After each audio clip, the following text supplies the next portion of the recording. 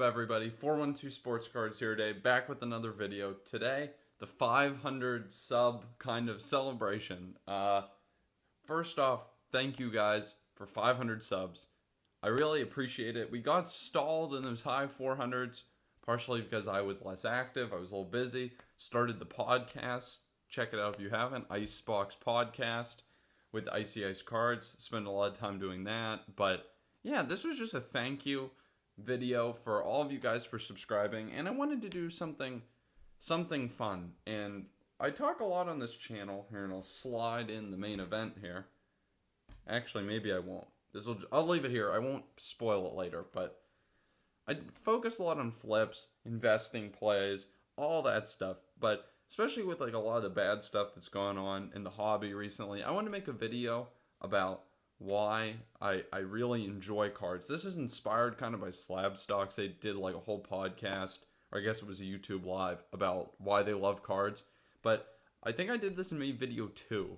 I talked about why I like collecting cards. And I got partway through filming this, actually before my camera died. But sadly that did not work. But I'm very excited to be recording this again, because this is a lot of fun.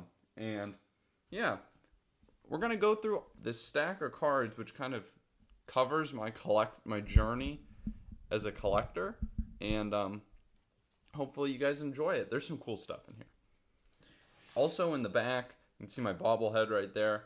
Should have brought out my 2013 Topps SP to go with the bobblehead. But got my Ortiz patches out. This is being filmed an hour and a half before the Hall of Fame announcement. I hope he gets in on the first ballot, because I would really like to actually go to Cooperstown to see him. But we'll start it off here. This is where close to the beginning of card collecting for me. Started ripping Topps packs 2006. Get them at the grocery store. I went to the grocery store with my dad, and he would always buy me a $2 pack of Topps. Series 1, Series 2. Did not purchase Update. The pack gift apparently stopped once Update started, because Update usually came out like when the season ended, so you only got them while the season was running. But that got me into cards. I put them in binders, and I went to an LCS, and this is to the 2011 Triple Threads, this card. And this is the first card I really remember being super excited about, and it was like a super big card for me. My grandparents asked, "What do you want for your birthday?" And I said, "I want to go to this card shop and get a card." So I went in there. It's LCS, not that nice by modern LCS standards, but it's like a train hobby shop too. Went in there with my grandparents. Remember my grandpa chatting it up with the LCS owner, who was also an older guy. And I picked this out. So, you know, cards like this is some of what makes sports cards special, is the memories connected with it. Like, this is in the never ever sell category, because it's just a special card. Also, I will say I had good taste apparently when I was young, because look at that pinstripe, you guys. There is a pinstripe. This is technically patch-esque, or just plain jersey with a pinstripe. Joe DiMaggio game used. And it just takes me back to then, to when I was getting into cards and going to there with my grandparents, which is a fun memory. And I remember when I first found mags, this was the first card I ever put in a magnetic, because I didn't know about it. Second up is this, and you might be wondering, what the heck? Why is this second? Well, this goes back to kind of after I was opening Topps packs, when I was going to the LCS, and I got this card for my birthday. I went through my dad's shoe boxes of cards that he and his brother had back from when they were kids, and I would just look through them, and I had my Beckett out. I didn't get those Beckett magazines, but I bought at the LCS. Actually, I asked for it for my birthday. Typically, I got the year-long Beckett, the one that was every year they made new ones. It was the giant thick book, and I would look through all of the cards, and I would see which ones were in there. And this was the best card that was in there. And I recently got it graded just for protection, like maybe sent this in probably in 2020, like late 2020. This is a nice card. Also in the never selling, because it was like family. You know, these cards have family connections, and that's part of what makes cards special for me. Probably for you guys too. There's some pen marks. Most of the cards were unfortunately destroyed. Many of them had pinholes at the top from when he was apparently baseball card man for Halloween. But thankfully, this Reggie Jackson rookie was spared. And this was the nicest card there, regardless of condition. After that, I kind of got a little bit more into cards. I remember I bought this card from Probstein at the time, and they still shipped terribly then. I remember it came not in a top loader.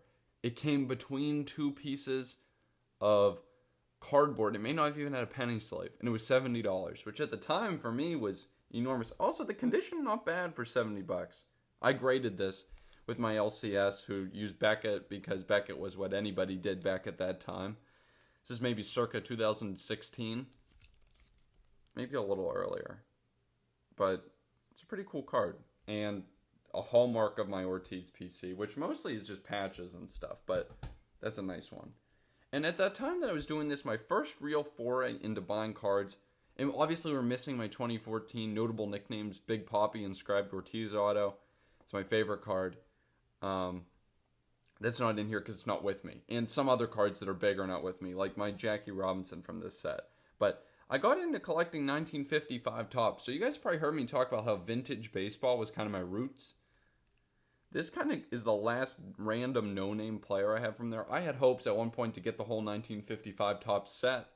I abandoned those in search of just that goal in search of just doing other stuff. But this card's the one I have left, and it's really cool. PSA 8, 1955 Topps. These have not exploded in value or anything, but I had so many of these. I probably had like over 20 slabs from 1955 Topps. I had a Harmon Killebrew rookie at one point. That Jackie Robinson I still have. I had like a Phil Rizzuto. I had decent... Oh, a Warren Spahn in PSA 7. I had decent stuff. And from there, so that's where I was at. I was collecting vintage first, which you've heard me talk about vintage as my roots. And then I got into patches. I would just buy random patches of like random guys that like sucked, but they were like $10 and you could get like a logo man. I remember I bought an Immaculate. Do you guys know those Immaculate patches that have the huge window? The window's like the whole card, and it had the like Reds baseball man guy like logo thing, like from a shoulder patch. I just bought one of those. Just didn't love Johnny Cueto. It was just sick. Bought it just because of the cool patch. This is honestly one of my favorite cards. 2015 Strata. I wish I could buy more patches from this set because I love this. It comes with the sticker. I believe Ortiz had a double or a home run in this game. I looked it up. It's been a little bit since I looked it up, but this is what I got into.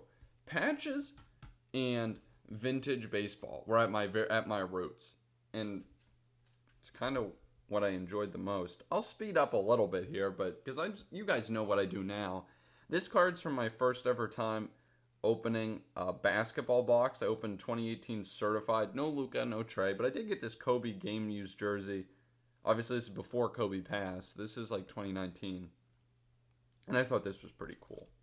And I keep that. This stuff all stays. This is less permanent. And then I got from there, went from the patches, went from the vintage, got in that flip game. We all did it. I remember I was buying Ronald Acuna update PSA 10s for $30, and I was selling them for $60. And I was like, whoa, I'm getting rich. And then they went, obviously, like, to the moon. They probably went to, like, 300 before the pandemic.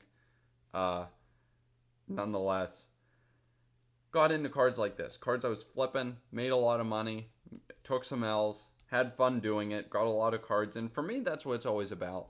I enjoy, like, the flippings a lot because even if I lose, I just have a lot of fun getting mail days and getting new cards and getting to see cards. And I don't know about you guys, but that's what so much of it is for me. It's seeing cards and just getting to see new stuff and have mail days. And I enjoy the selling and process and packaging stuff, going to the mailbox, put stuff out. I enjoy that part too because, I don't know, it's just kind of fun, peaceful. And then I kind of went from that flipping to what you guys know, building up the PC, building up the collection of cards that I really, really enjoy and cards that I think are sound investments. And this is kind of where I've been. And that's kind of where I'm going to be. So just kind of looking forward into the future. You guys should expect plenty of content on this channel that's going to be focused around buying lots, selling lots, small stuff, flipping small stuff. But I don't think you're going to be seeing as much of me buying speculative cards in the high price ranges. I'm mostly just looking to be safe in those price ranges. And that's what I really enjoy doing right now. As this stack kind of shows you, over time, my collecting has changed a ton. Like, you can see, these are all different phases of my collecting. And I enjoy all of them. And I keep these cards to remind me of them. Some of them, obviously, like, are more important than others. Like, these two are very, very important to me. But I just thought you guys might enjoy that. Maybe not the most gung-ho, sports cards to the moon, this is how you're going to make money. But for those of you who've been around for this channel a while, I thought maybe you'd enjoy hearing those stories, because I enjoy hearing stories of people like that. But anyways, that's it for today. Drop a like, drop a sub, help me on the quest to 1,000. Thank you all for being here for 500, and I'll catch you all next time.